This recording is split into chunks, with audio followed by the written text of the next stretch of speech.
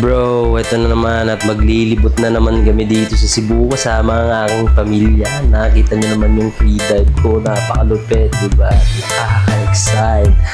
Ngayon, mag-isip ka kung gusto mong magstay na lang dyan sa trabaho o kahit magdahilan ka lang kahit minsan. Alam mo yun, explore mo rin yung outside world mo, bro. Ano ka ba? Hindi na lang puro trabaho. Kaya heto na nga, at meron kami pre-snorkeling briefing bago kami sumabak sa malalimang dive kasama ang pamilya ko.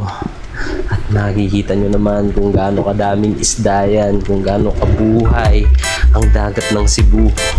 Diba? At makikita nyo na ang pinakagwapong lalaki sa buong mundo. At ayun na yun, nakagagels pa yan, bro. Sila nga pala ang pamilya ko, ang Bautista family. Tingnan nyo kung gaano kami kasaya, diba? Sana kayo din dyan mag-explore din kayo ng mga pamilya nyo at bumisita kayo dito sa may Cebu. At mag-island hopping na kami ngayon. At sabi nila marami daw dolphin dito, kaya mag-dolphin watching kami habang nag-island hopping. At nakita nyo naman tahimik yung lahat habang nag-aantay sa mga dolphin kung may tatalon ba. Kaya kung gusto nyo makitang may tumalon na dolphin, like and subscribe.